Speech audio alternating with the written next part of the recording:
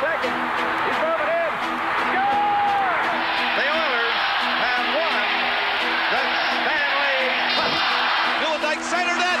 McDonald scores! Lanny McDonald! The short side here is again. Scores! And the Canadians win in overtime. Looking, Gary Curry, McSorley to Gretzky! Scores! He did it! He did it! The greatest goal scorer in National Hockey League history is Wayne Gretzky!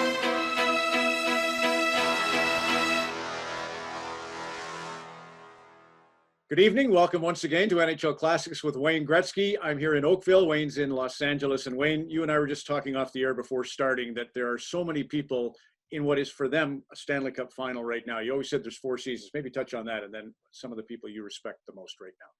Well, listen, first of all, pleasure to be here with you tonight, Ron. And we have to be so thankful for the healthcare workers, not only in Canada, but worldwide, who are on the front lines.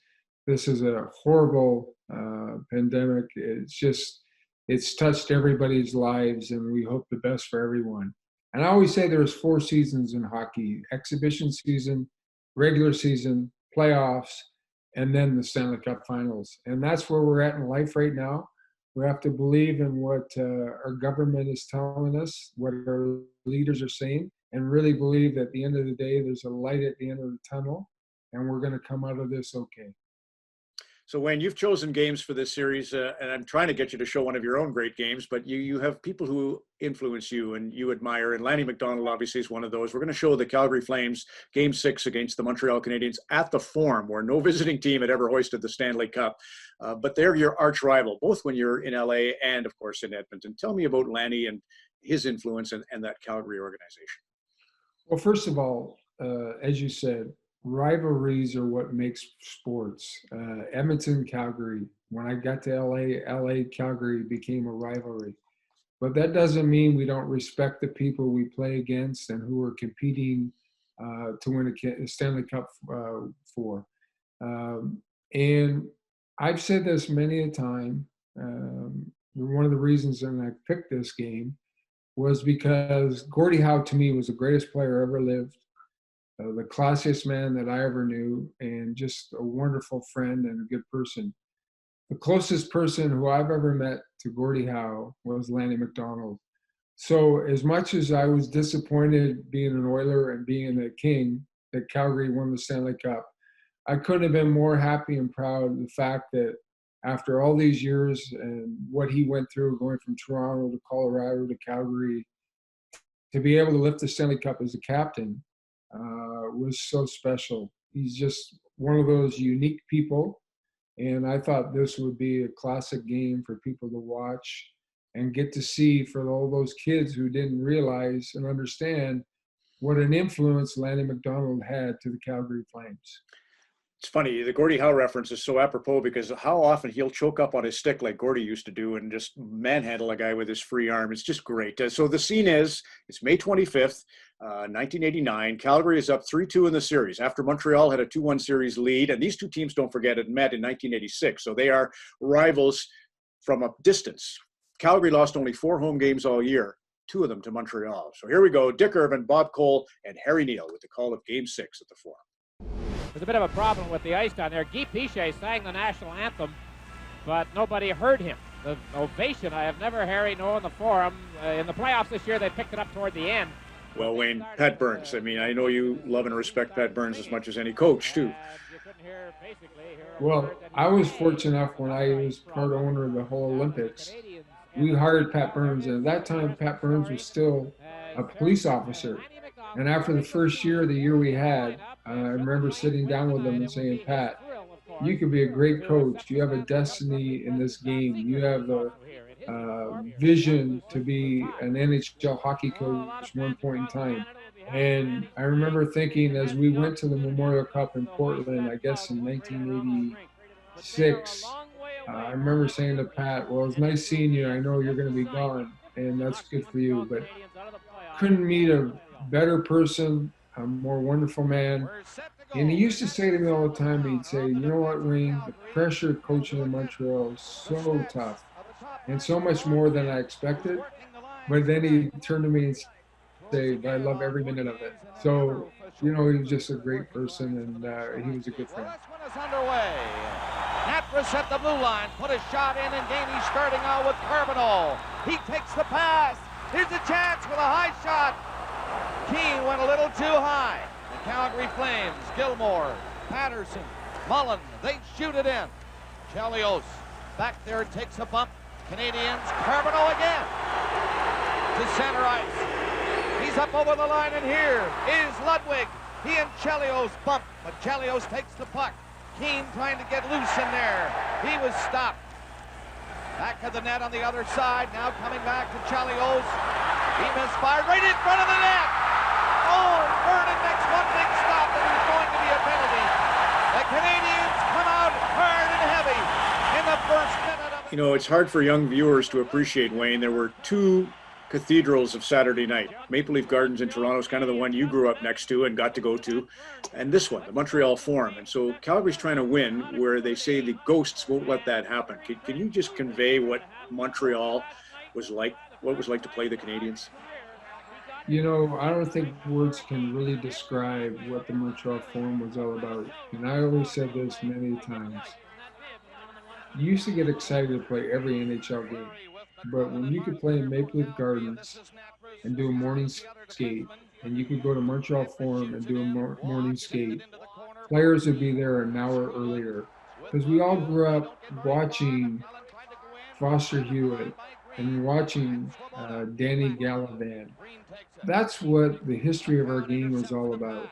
And that's what makes it so special. The players, Mahovlich, Keon, Bauer, Beliveau, Lafleur, Savard, and not only that, but they were champions, they were winners. So when you were a kid and you could go into that building, and even a guy like Lanny McDonald, who's a little bit older in this team, he grew up thinking that. He grew up watching that. And even before that, we listened to it on the radio because that's how our life was. That's what we aspired to be. So as a kid, if you could play Stanley Cup Final in the Montreal Forum and be up 3-2, I don't think there was anything more exciting as a player and as an athlete that you could have to be in the Montreal Forum playing against the Montreal Canadiens and a great hockey club. This team is rich in tradition and history and with great players. And you're up 3-2 playing in the Montreal Forum. I don't think there could be anything any better. McDonald getting in position, put it in front of the net. Chelios was back, covering in front of Patrick Roy. Out against McDonald. Pass to Richer. Can't handle it cleanly, gives it to Chelios. He does, but Nieuwendyk was there on Chelios. He had to go back to Ludwig with 1:40 left in the period. Canadians make changes, and Chelios scooped it from his own line. Into the Calgary zone. Corson going after big version, and he pounds it in on the boards. Nieuwendyk comes in there.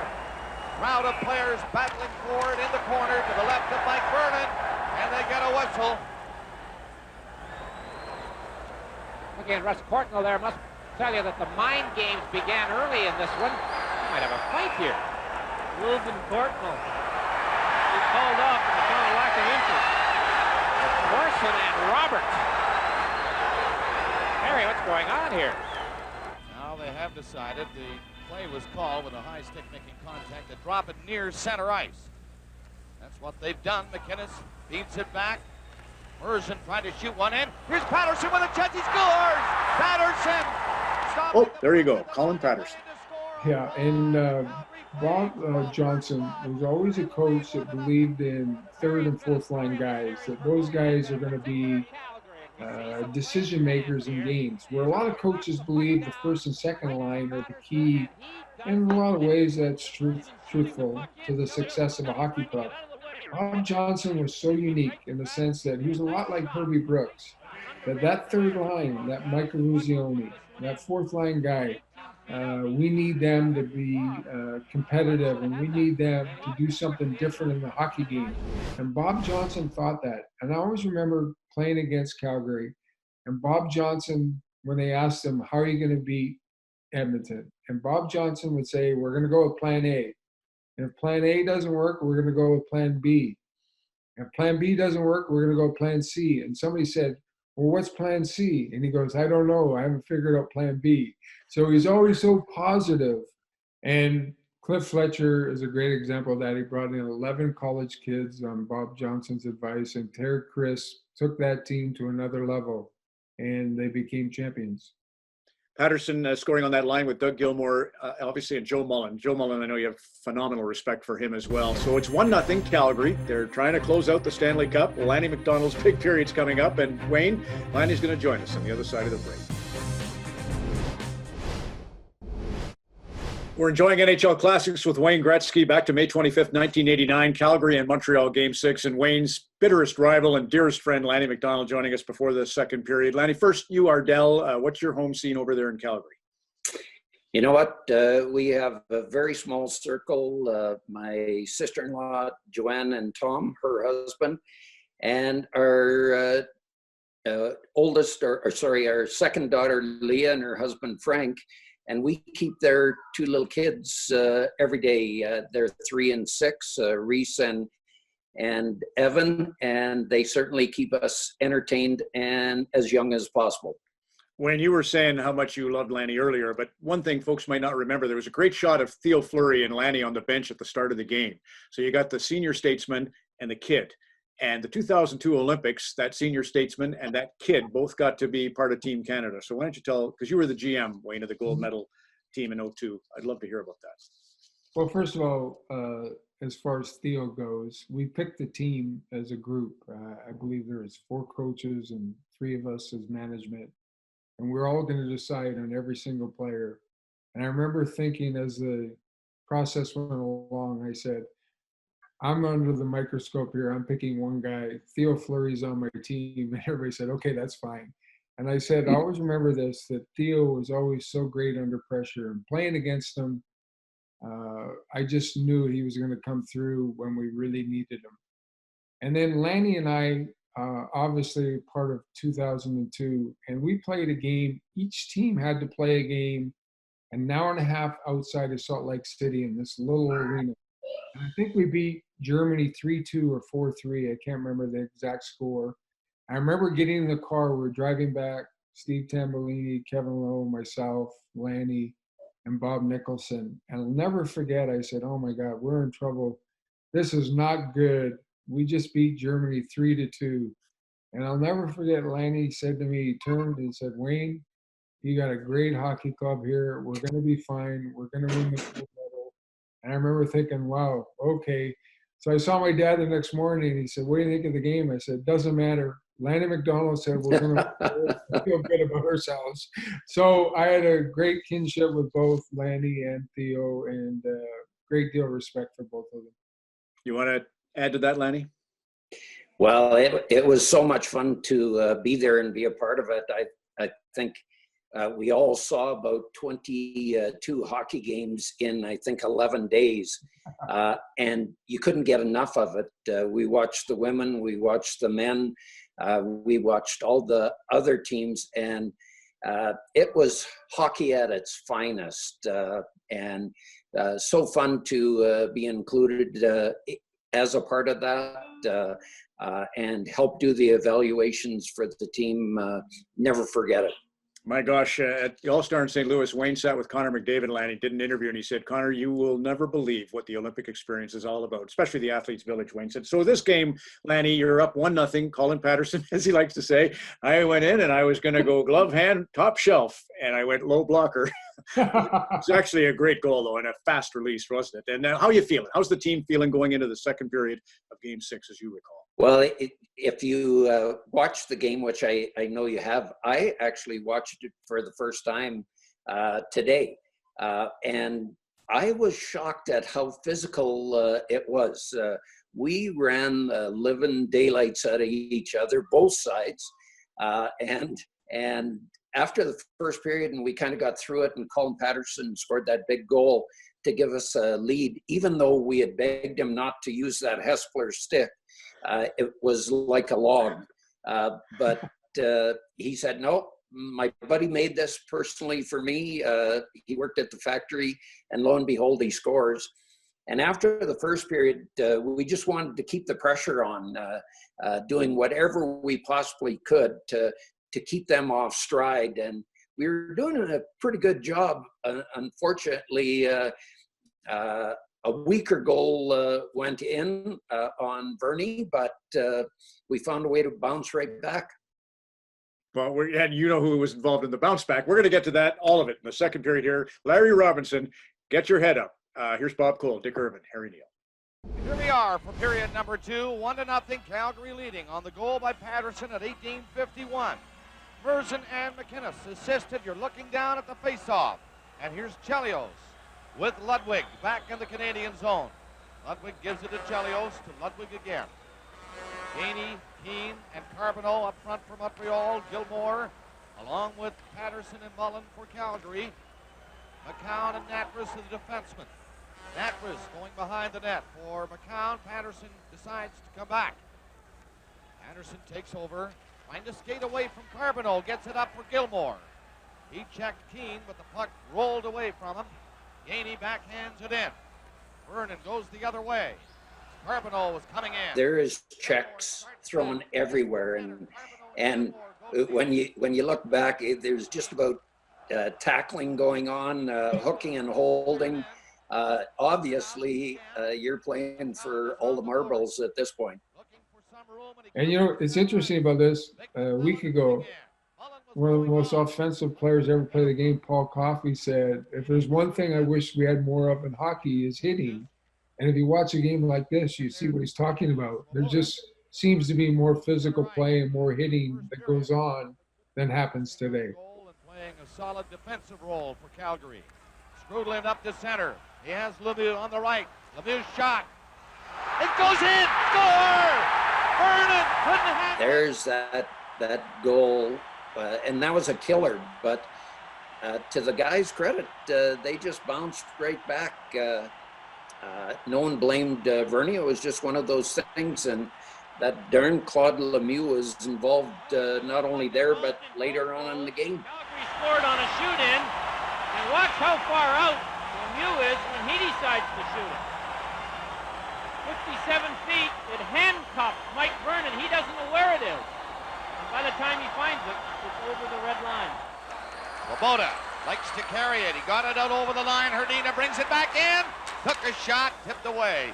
Otto going after it. Swoboda is in there. Otto picks it loose. McDonald was hit hard by Green. Really hit him hard. Donald back on his feet though. Lanny, though, just absolutely, you were unbelievable in this game. Two with Larry Robinson are really memorable, but I mean, you're entangled with everybody all night. You know what? When I got put back in the lineup, I didn't play game 3, 4, 5, and then Crispy said, yes, you're back in, and I wanted to obviously make a difference. And I had that great chance right there before I took the penalty, and it was just a stupid play going up the boards trying to get the puck back. But I wanted to be as physical as possible all the way through, not thinking obviously that I would maybe score a goal, and there's that penalty right there. It was disheartening because I should have scored right before that. Then you're in the penalty box, and being a good Catholic boy, I said about probably 400 Hail Marys trying to make sure they didn't score while I was in there. It's the worst feeling in hockey that you're in the penalty box, but it's even worse in the playoffs and in the Stanley Cup Final. And that 2 minutes seemed like a lifetime. Yeah. Like you're looking at the clock and, oh my gosh, okay, only 11 seconds went off there, 9 seconds went off. It feels like a 10-minute penalty instead of really 2. Defensive player, but that shows you what peer pressure does. The older teammates teach the younger ones how to play team defense. The Canadians are 0 for 2 on the power play in this game. Chelios, Robinson, Smith, Naslund, and Courtnall.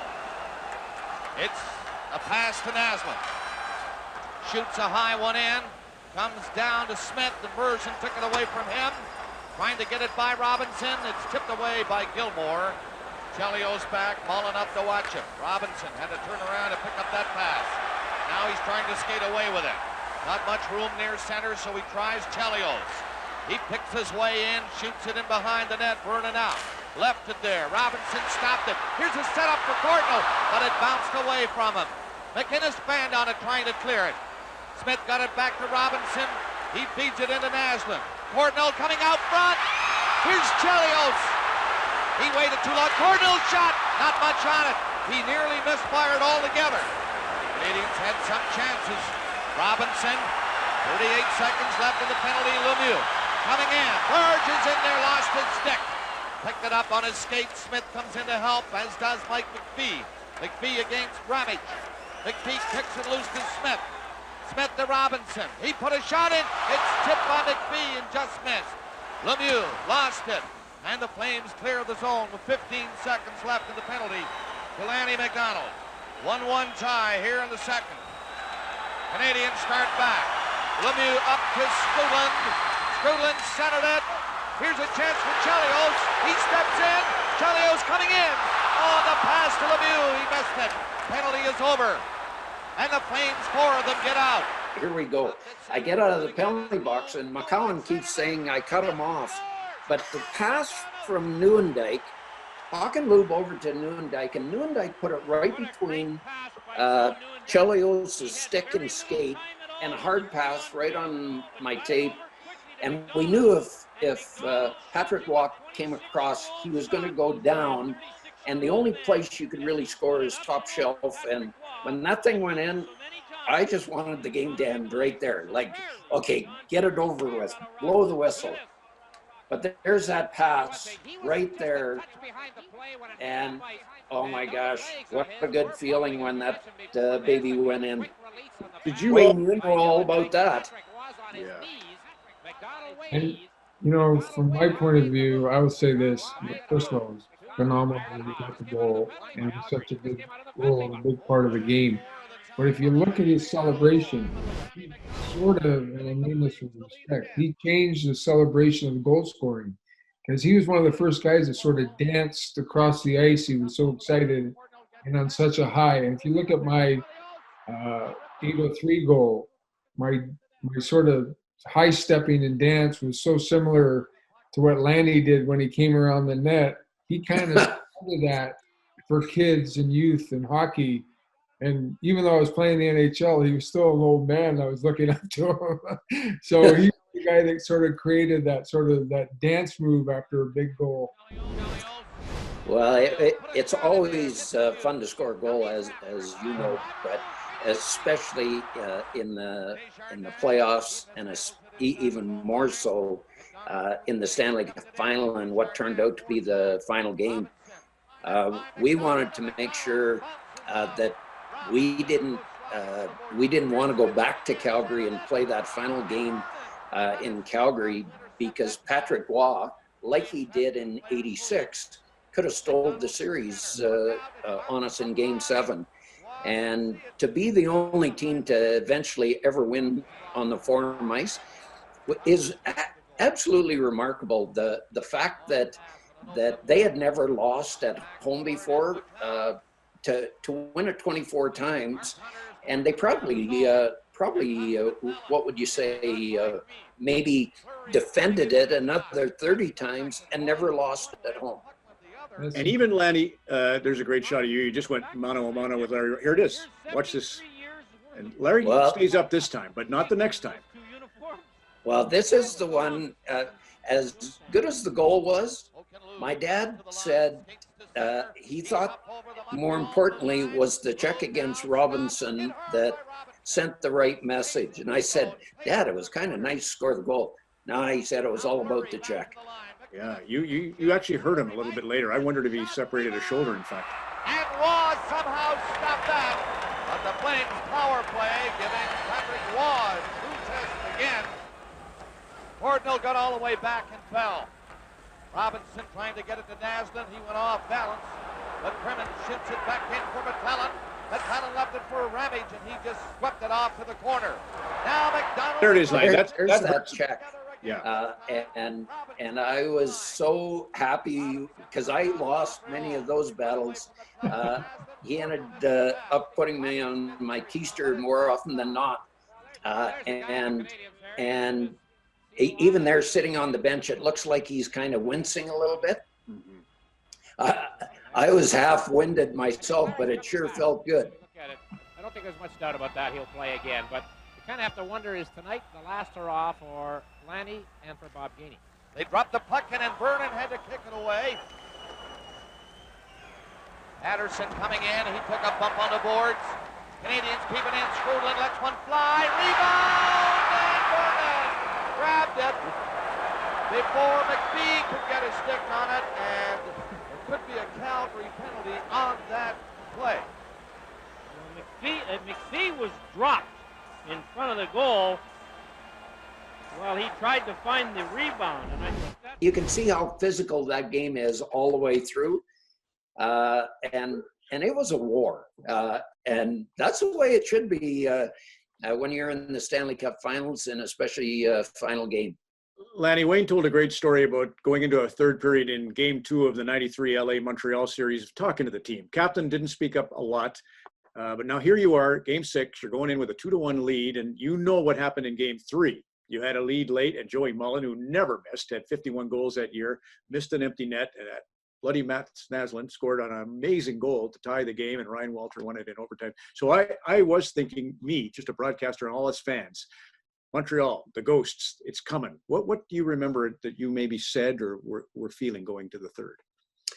You know, even though I wasn't playing, and guys were in and out of the lineup, different people sat in, sat out, Pep, Timmy Hunter, Yuri Herdina.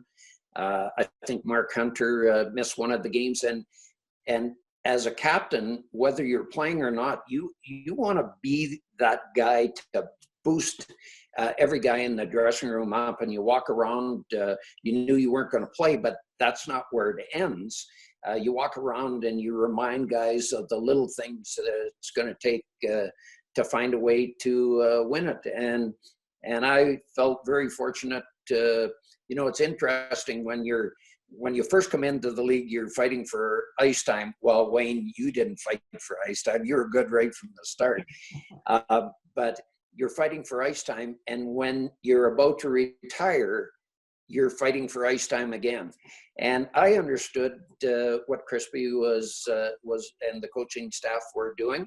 I didn't totally agree with it, but because you always believe you can make a difference. But it's a team game, and that's what you do. And so you try and pump the rest of the guys up as best you can, knowing and hoping that you're going to have another chance. So 500 goals, 1,000 points, and now Lanny just needs Calgary to sustain this lead, and he gets the Stanley Cup. We'll come back and find out in the third period. Saturday night with a Stanley Cup playoff game from May 25th, 1989. It's NHL Classics, Wayne Gretzky and his dear friend Lanny McDonald, as we go back to Bob Cole, Harry Neal, and Dick Irvin. Mark Hunter of the Flames and Brian Strudlin of the Canadians tried to win the spot dance prize as they hung on and hung on. The play went all the way up to the other end of the ice, and they just wouldn't let go one or t'other. They're both gone for 2 minutes now.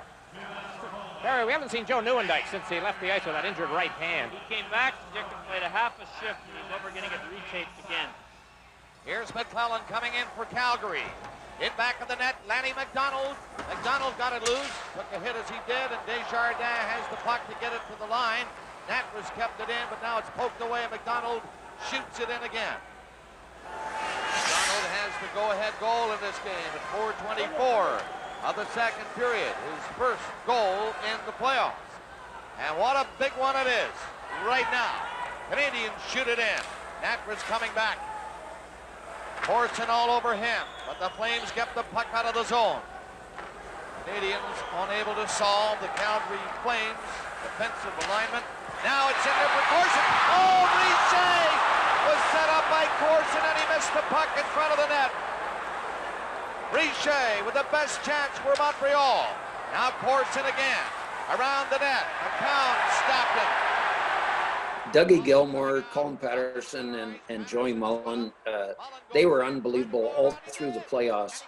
Joey Mullen, for a little guy, had more drive to the net than you can imagine, and that line really kind of set the tone each and every game. And the two offensive guys, Mullen and Gilmour, knew that Patterson had their back all the time, and it was just kind of a perfect combination for a line that was so-called the number one line. And boy, they were good all the way through it. But we had great players when you think about it. The Oilers, they had 6 of the top 10 players in the league all through the 80s, top 10 players in the world, I should say. And we felt pretty good about our squad with Nieuwendyk, Roberts, and Håkan Loob. Everyone forgets about Håkan Loob, who was one of the first guys to score 50 goals and win the Stanley Cup as a Swede. Pretty cool. And I might add, in '86, the year the Flames beat us, I'll never forget after one of the games, Kevin Lowe and I were living together, and Kevin Lowe said to me, I have absolutely whacked and hacked that Joey Mullen and Håkan Loob from the California, and they haven't batted an eyelash. I don't know what else to do. But as Lanny said, that's how good they were, but even though they weren't big, that's how tough they were. Well, Håkan Loob, Kevin Lowe and Steve Smith just abused that guy, and he'd come off the boards and hit him in the back of the legs, and he'd say, I'll be right back in this corner next shift. And that's exactly how he played. He just kept bringing it. And, he could have played for 10 more years over here, but went back to Sweden, won numerous championships in the number one division, and won the world championships as well. Yeah, and like I said, you have a lot of really good players, and you win a Stanley Cup because you're good, but he was one of those guys that was such a key factor to your hockey club because he could play the power play, 4-on-4, kill penalties. He was a pretty special guy. Swoboda, pass ahead, chopped in by Carbonell. Ramage coming back. Keane was upended. The Flames will get the puck out of the zone to Gilmour. He just plays it into the Canadian zone and goes off. Robinson poked it ahead. Gainey gives it to Keane. He shoots it over the Calgary line. Gainey going after it. It's out over the line. Robinson for Green. Back to Robinson. 2 Flames up for checking. Calgary's McCrimmon for Nieuwendyk.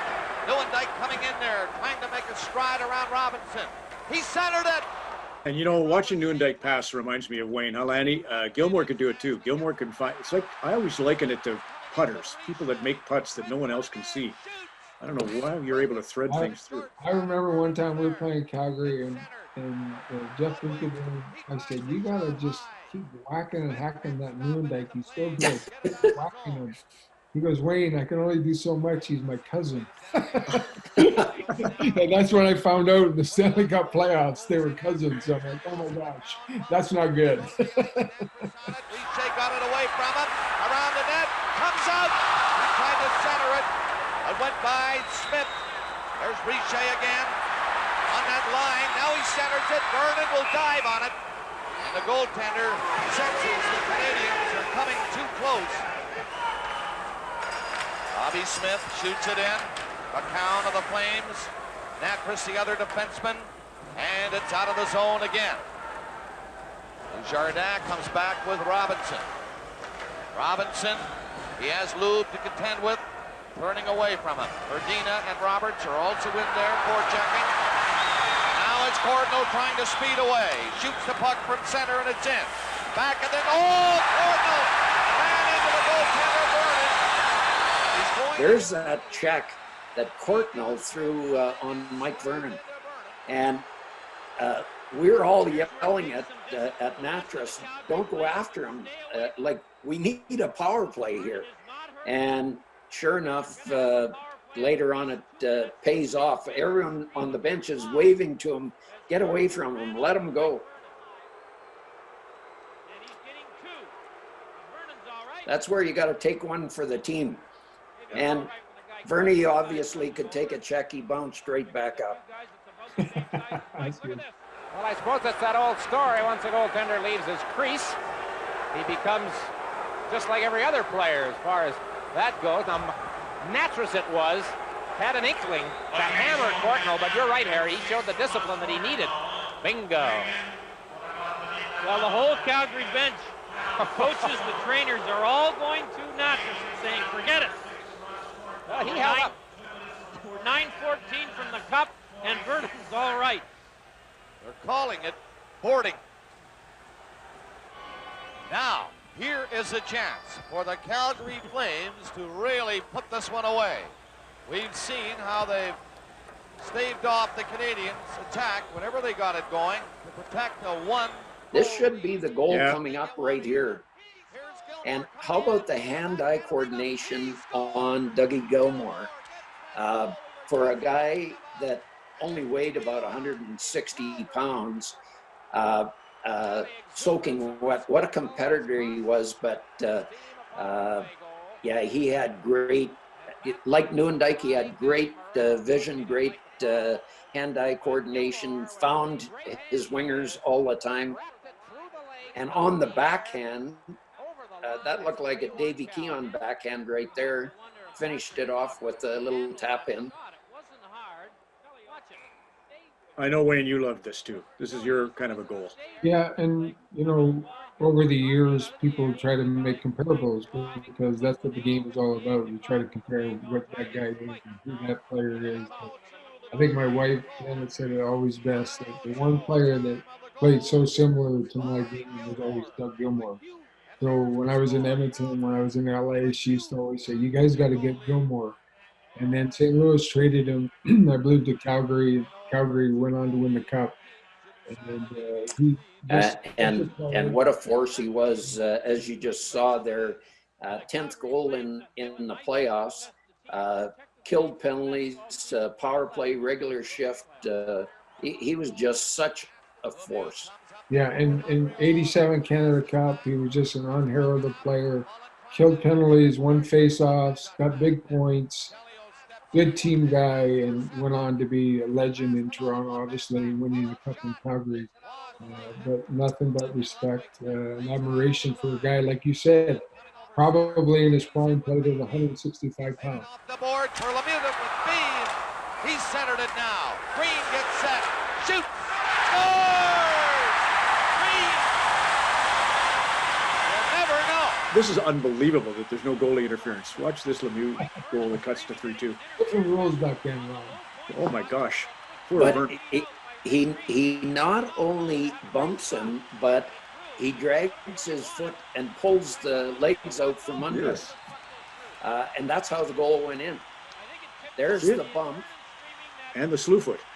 And the slew foot. And sure enough, it's Claude Lemieux. Who else? Right there. There's the hit. Poor Claude. Claude won the championship. As he said, I'm the most hated man in hockey, and I got 3 Stanley Cups and the Conn Smythe. Yeah, and you know what? If he was on your team, you would absolutely love to have him there. Lanny and I That's agree just one of those guys that makes a difference each and every day, each and every practice and game. The guys you always hate on the other teams, you want on your team.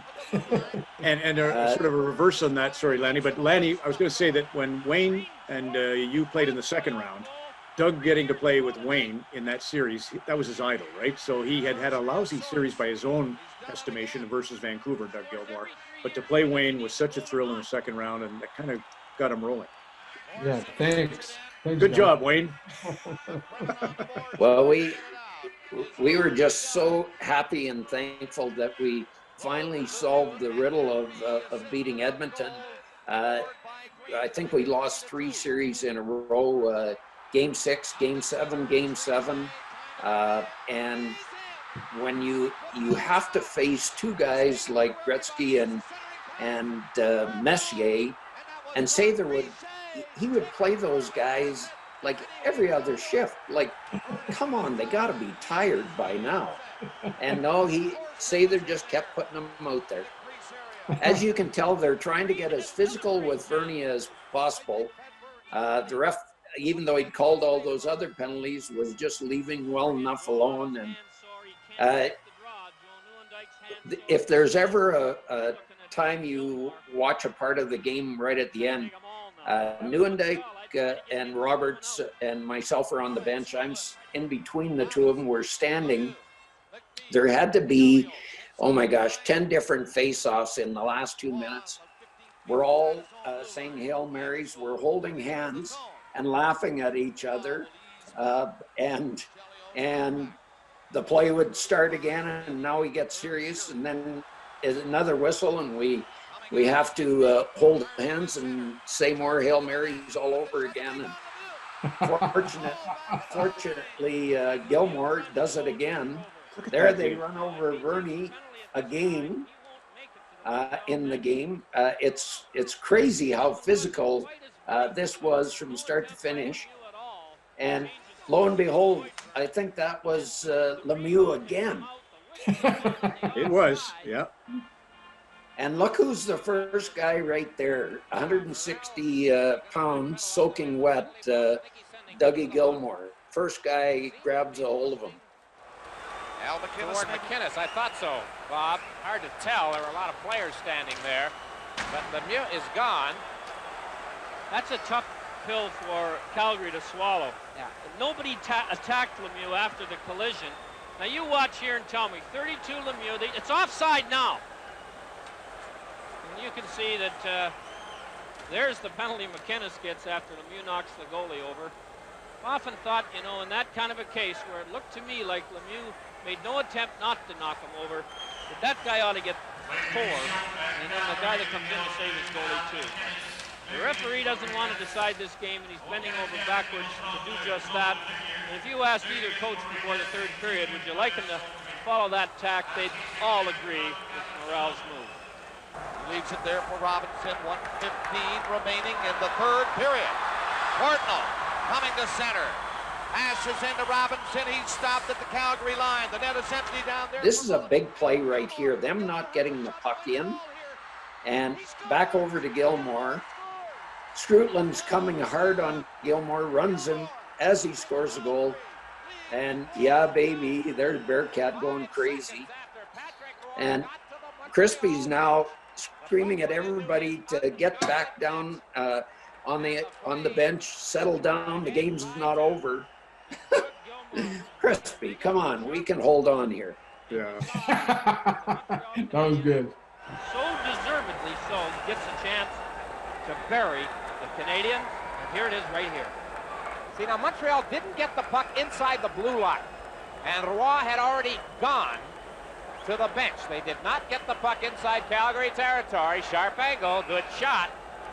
And Gilmore, who has in the last 3 games or so of this series, has just played tremendous hockey. Pretty well puts the capper on some history in Calgary. It takes nearly a lifetime for many hockey players to reach the ultimate. For many more, even a lifetime is not enough. But for these Calgary Flames, all these hockey players, coaches, management, they've made it. Calgary Flames, 1989. Stanley Cup champions. Just 5 seconds will prove it. As the play is called in an icer. And they'll bring it all the way back, and the Flames are celebrating now. Why not? Well, you know, winning the cup, it's one thing to chase your dream. It's quite another to catch it. The Stanley Cup, of course, is the dream of every young player in Canada.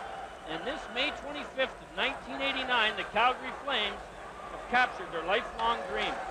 And only the guys that win it know that inside feeling of euphoria so many have missed. Here comes the siren. Here come the Flames. Champions. 1989. A Stanley Cup has been by Calgary.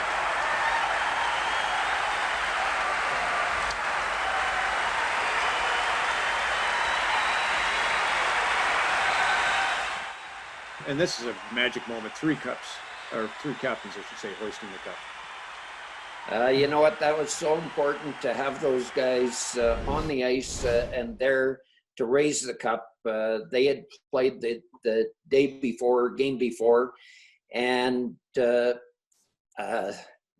you know how tough it was for them not to play that game, but they were an integral part all through the year of us getting to the point where we could win it. Do you know, Wayne, I think the Oilers are actually responsible for teams getting to have days with the Stanley Cup, because you guys would party with it and they were worried it would get lost.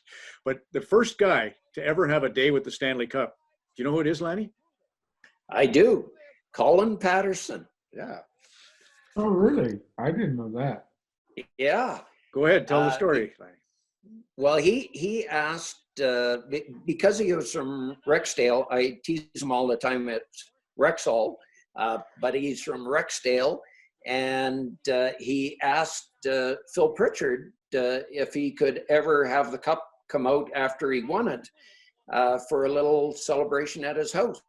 And that's how it all started. And now look at it, they take it all over the world, Russia, Sweden, Finland, you name it, and celebrate.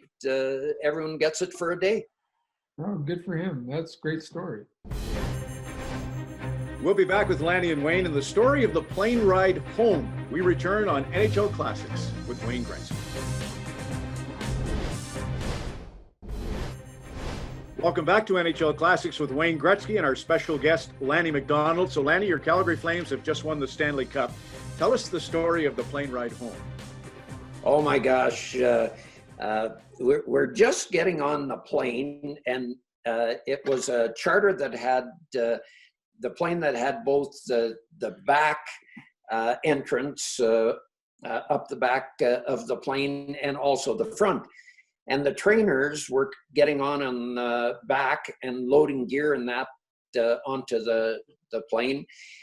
And Al Murray came to the captains and said, guys, I can get the bolt cutters from customs. Do you want me to cut the locks off the cup? Oh my gosh, what a great idea. So he cuts it off. He said, I'll bring it up the back of the plane. And we said, put it in the washroom. And the 3 captains stood in front of the washroom so no one could see what was going on. Slid it in there, put a out of order sign on the bathroom.